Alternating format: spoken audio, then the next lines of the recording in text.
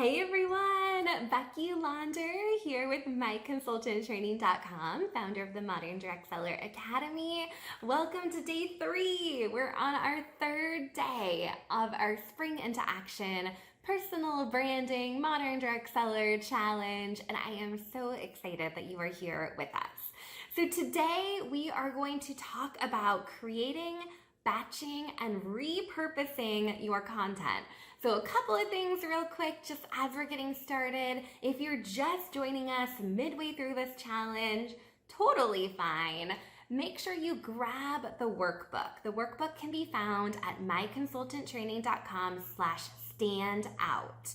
So make sure you get that workbook so you can jot some notes down as you go. And if you missed our last 2 videos, you're gonna wanna catch up because they're really, really good. The first video is all about defining your personal brand. The second video is all about how to show up on social media. So those are very foundational to what we're talking about today. So make sure if you need to catch up, you can do that. And then at the end of today's challenge, make sure you are uploading a photo of the worksheet for today, or you simply comment done in the post in our Facebook group. So if you're not watching this video in the Facebook group, it's myconsultanttraining.com tribe. So make sure you're in the group so you're eligible to win some prizes. Everyone loves prizes.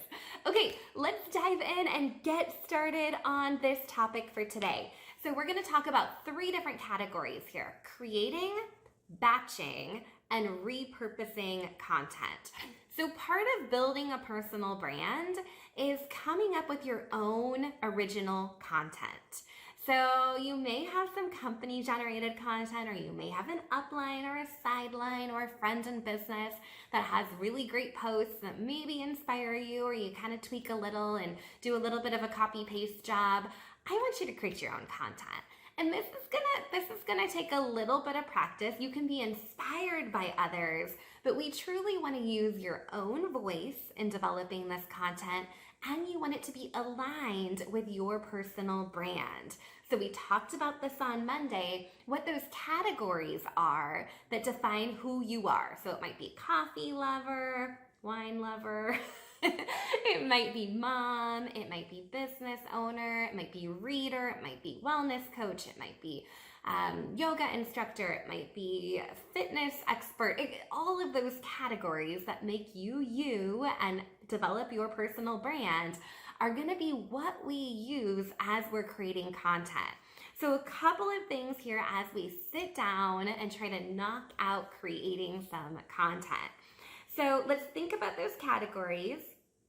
We want to make sure every post is aligned with a category, that you're representing that in your post. Now, these posts don't all have to be business, okay? I would think about your primary place that you post. For many of you, that's going to be your Facebook VIP group. So think about that as where you're posting this content, wherever you show up the most. If you're big on Instagram, think about Instagram. So wherever you're at the most is where your primary platform is going to be as we're developing this content. But I do want it to reflect those categories that we've already created. I want you to think about the intent behind your content.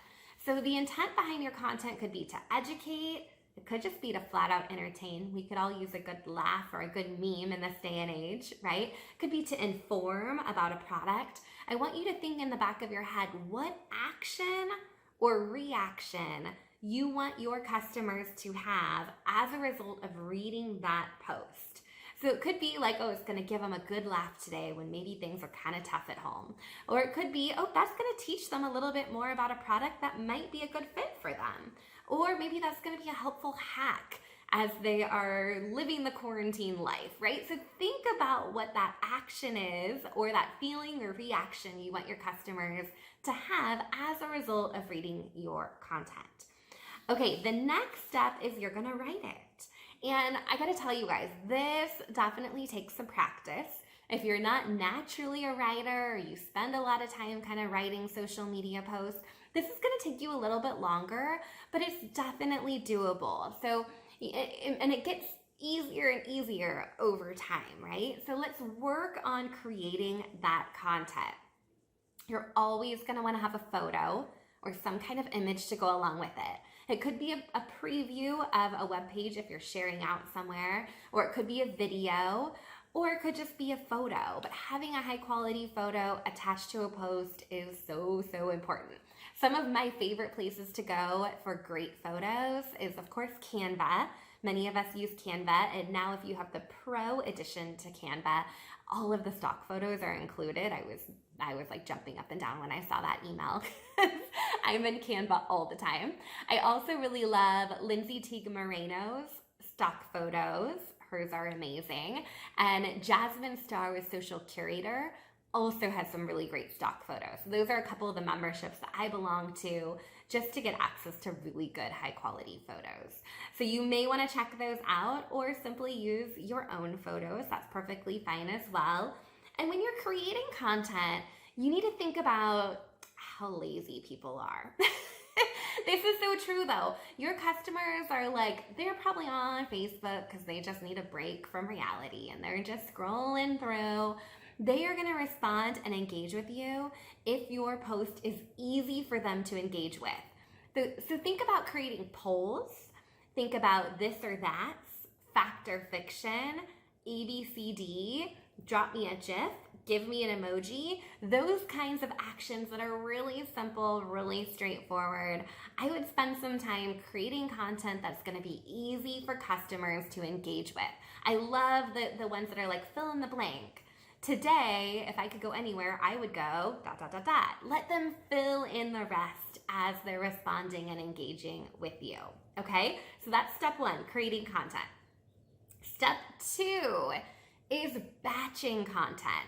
If you've been following me for a while, you've probably heard me talk about batching. Batching is one of my most favorite things to do. So my least favorite thing to do is to wake up every day and think, oh, what am I going to post about today? What should I say in that group? And then like 20 minutes later, I come up with something genius, right? I want you to batch your work so you are in the zone. So you're creating maybe 10 posts at a time, or if you want to start easy, do 5 posts at a time. Get your brain in the mode of content creation and get it writing and thinking about the image to go with it.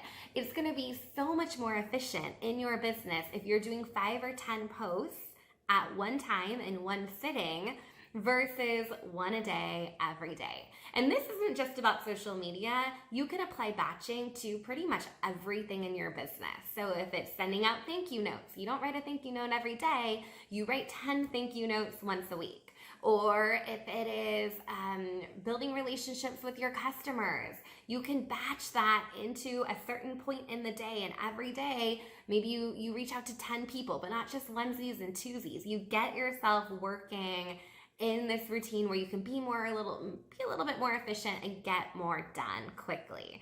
So apply batching to pretty much everything, but definitely with social media. So after you batch your posts, I want you to schedule them. So again, you don't want to wake up every morning and think, oh, I wrote that post, now I got to go find it and I need to go schedule it.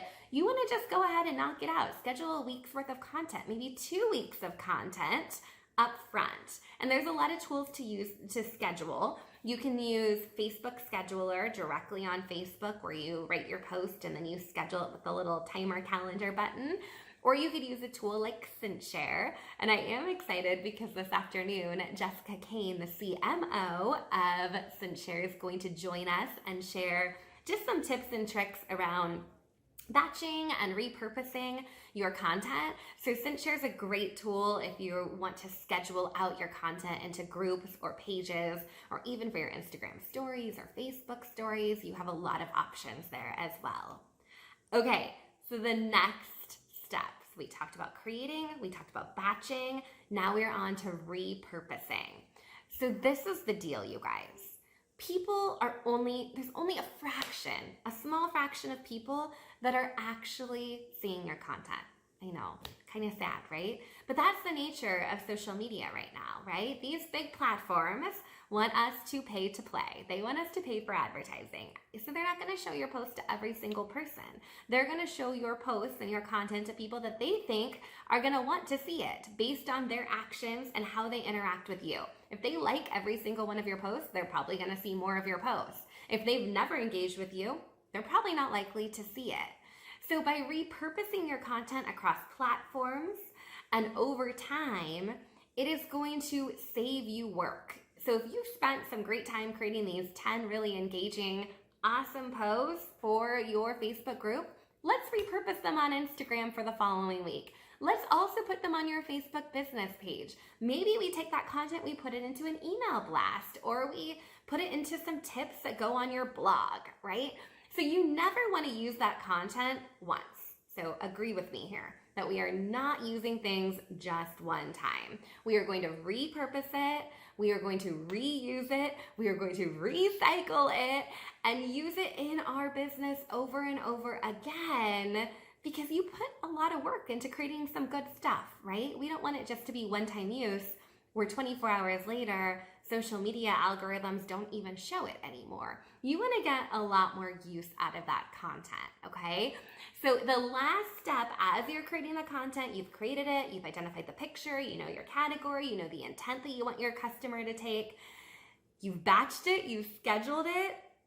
Now let's repurpose it. So think about the other areas that you can go post that content on. Let's not just use it one time. We want it to stretch out and use across all the platforms over time. So you're not having to go through this process of content creation day in and day out, because it's a lot of work, right? Okay, so your challenge for today, grab that workbook, draft some content, okay? Try to get in the zone where you can batch maybe 5 posts or 10 posts and you get that done and ready to go, and you have knocked out your social media scheduling for the next couple weeks, all right? When you're done, post a picture of it under this video so you have a chance to win some prizes. All right, last thing, join us back here with Jessica Kane, CMO of CintShare, this afternoon at 1 p.m. Pacific, and we'll be sharing some additional tips and tricks of how to show up on social media and repurpose our content so we're not just doing extra work. Let's work smarter, not harder, okay? So I'll see you guys back here with Jessica in a bit. See ya.